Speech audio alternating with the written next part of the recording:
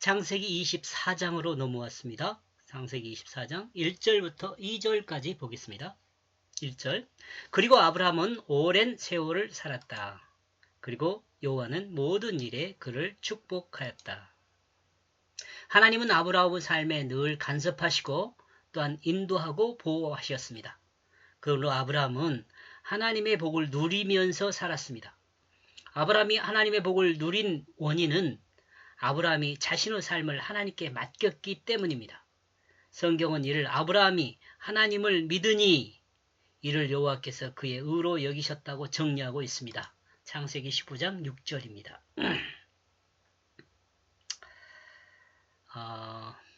여러분은 여러분의 삶을 하나님께 맡깁니까?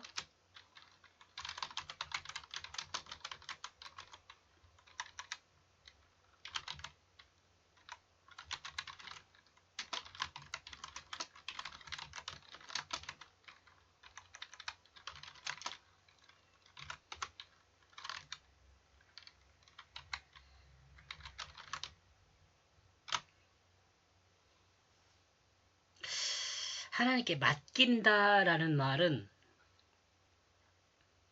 늘 말씀드리는 거지만 하나님이 내 몸을 사용할 수 있도록 내 몸을 하나님께 말씀이 내 몸을 사용할 수 있도록 드리는 것을 말해요.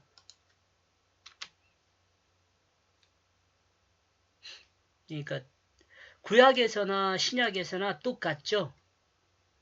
하나님이 내 몸을 사용할 수 있도록 맡기는 거 똑같습니다. 현실의 밝을 눈을 가진 사람이 자신의 삶을 하나님의 뜻에 맡기는 것은 어렵습니다. 자신의 삶을 하나님께 맡기기 위해서 필연적으로 자신의 정욕을 따르는 자기중심을 죽여야 하기 때문에 그렇습니다. 그리고 새 생명으로 자리한 하나님 말씀 곧 예수 그리스도의 교제를 통해 하나님 아브라함과 같이 축복의 길에 들어서야 합니다. 그러니까 정욕을 따르는 자기중심을 죽이고 그리스도와 교제를 통해서 아브라함이 누렸던 그 축복을 우리도 누려야 한다는 거죠. 지금 여기서 말하고 있는 것 같이 오랜 세월 동안 하나님 말씀이 나를 간섭하며 살 수 있도록요. 하나님 말씀에 늘 간섭받으며 살아야 돼요. 우리는. 2절. 그리고 아브라함 그는 그의 집의 모든 소유를 다스리게 한 그의 늙은 종에게 말하고 있다. 바라간대 너는 너의 손을 두어라. 나의 환도뼈 아래. 여기서 이 환도뼈라는 부분 때문에 조금 설명이 길어지고 있는 것 같습니다.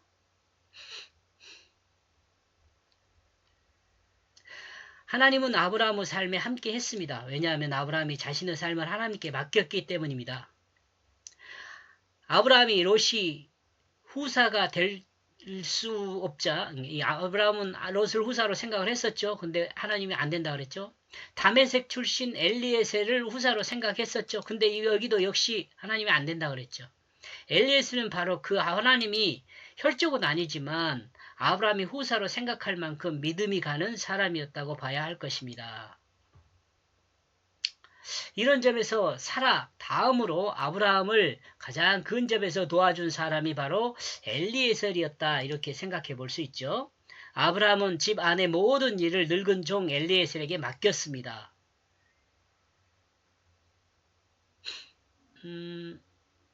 여기서 늙은 종이라고 이야기를 하고 있잖아요. 늙은 종. 근데 이 늙은 종이라고 한 점을 보면 아브라함보다는 나이가 좀 그렇게 어릴 것 같아요. 왜 어리다고 생각하냐면 후사로 생각했잖아요. 이 엘리에셀을 후사로 한번 생각한 적이 있어요. 그렇게 아브라함보다는 나이가 젊지만 그래도 나이가 어린 사람은 아니고 나이가 많이 먹은 사람이다. 이렇게 생각해 볼 수 있고 또 늙었다는 말에서 이 경륜, 내 삶의 경륜이 많은 사람이다. 이렇게 생각해 볼 수 있어요. 아브라함도 삶의 경륜이 적은 것은 아니죠. 다양한 일을 겪었으니까요. 성경에 기록된 일만 겪었겠어요? 그 외에 다른 일들도 많이 겪었겠죠. 근데 그 못지않게 엘리에셀도 그 많은 경험을 했겠죠. 같이 했으니까.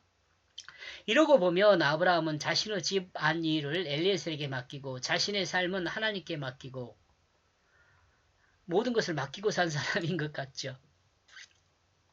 나는 없고 하나님만 있는 사람이 아브라함이었다고 저는 생각합니다. 이러므로 아브라함은 믿음의 조상이 분명합니다. 믿음이 없이는 맡길 수가 없잖아요. 그죠? 모든 것을 믿음으로 맡긴 사람입니다. 그렇다면 우리는 어떠한가? 우리 자신을 한번 생각해요. 서로 믿지 못하여 자신이 하지 않으면 믿을 수 없는 사회가 현재가 아닌가 그런 생각을 해봅니다. 모든 것을 자신이 해야 직성이 풀린다. 이건 좋게 이야기하는 거고 다른 사람을 믿을 수 없다. 그런 말일 수도 있잖아요. 우리는 우리 자신을 돌아보았으면 좋겠습니다. 우리의 믿음은 얼마 정도인지. 환도뼈에 손을 넣는다는 것은 어떤 의미일까요? 일단 이는 약속의 의식이란 생각을 해봅니다. 이 환도뼈에 손을 넣는 것은 일단 생각할 때 왜냐하면 이제 약속을 하는 내용이거든요. 약속을 행하는 의식 이렇게 생각해 볼 수 있습니다. 환도뼈는 남성의 생식기라는 말도 있고 다리의 관절이란 말도 있습니다. 야고보 환도뼈가 유골되어 다리를 절었다는 말을 생각하면 아마도 다리 고관절이란 생각을 할 수 있습니다. 창세기 32장 좀 나중에 나오죠. 25절하고 32절에 나와요. 사람의 손은 삶의 방식을 드러내는 것으로 사용되고 성경에서 그렇다는 겁니다. 성경에서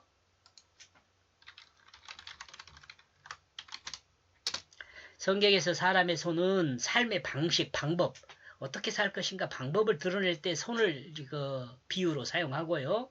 사람의 발은 행함을 드러내는 것으로 사용되는 것을 우리는 생각해 볼 수 있죠. 성경에서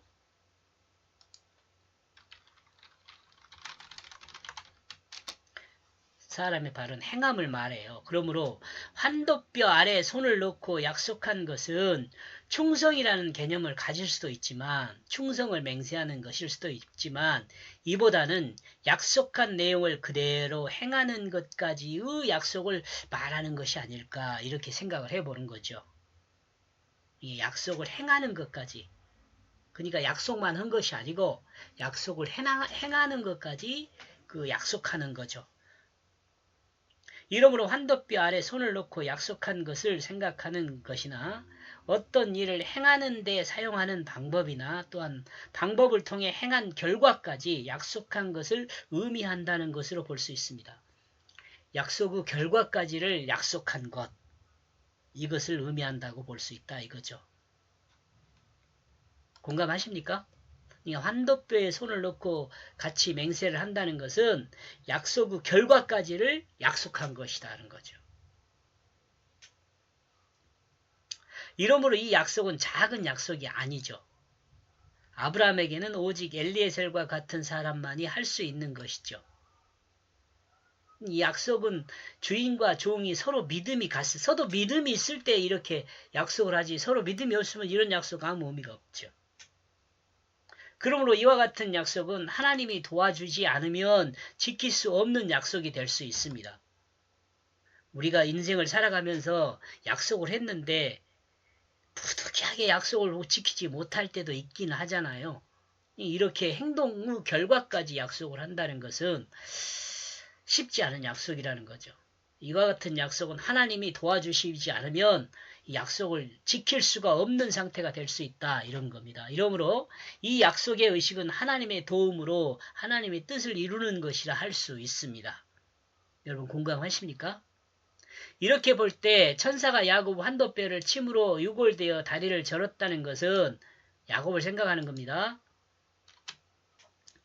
야곱의 삶이 하나님의 뜻을 따라 하나님의 방법으로 하나님의 뜻을 행하는 것이 아니라 야곱의 뜻에 의하여 야곱의 방법으로 야곱이 행하는 잘못된 삶의 모습을 하나님이 뜻이라고 우기는 것이었기 때문에 좀 문장이 길죠. 하나님은 야곱의 환도뼈를 쳐서 야곱의 뜻과 방법으로 행하는 것을 수정한 것이라고 생각해 볼 수 있습니다.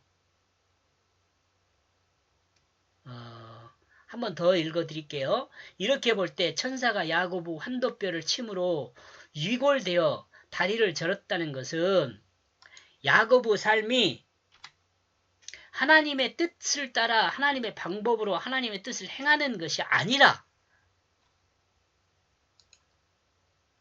야곱의 뜻에 의한 야고보 방법으로 야곱이 행하는 잘못된 삶의 모습을 하나님의 뜻이라고 우기는 것이기 때문에 누가요? 야곱이 우긴다는 거예요. 하나님이 야고보 환도뼈를 쳐서 야고보 뜻과 방법으로 행하는 것을 수정한 것이라고 볼 수 있다. 이렇게 생각을 한 겁니다. 제가. 나중에 이제 야곱 편에 가서 한 번 더 생각을 해보자고요. 지금은 현재 아브라함 편이니까. 이러므로 야곱의 삶은 이후로 변하게 됩니다. 그렇죠. 야곱의 삶은 이제 이후로 변해요. 이를 그 이름에서 알 수 있습니다. 창세기 32장 28절. 이스라엘 곧 하나님의 말씀을 따라 사는 하나님의 백성을 의미하는 것으로 수정됩니다. 이름이 바뀐다는 거죠. 야곱에서 이스라엘로. 이런 의미에서 종합한 한도뼈 이런 의미에서 종합한 환도뼈 아래 손을 놓고 하는 맹세는 주어가 너무 길어요. 마치 아브라함의 뜻과 생각과 행함이 엘리에셋을 통해 동일한 현상으로 드러날 것을 맹세하는 것이다 라고 이해할 수 있다는 겁니다. 공감하십니까?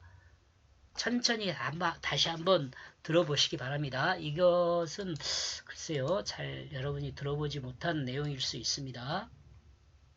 여기까지 하겠습니다. 고맙습니다.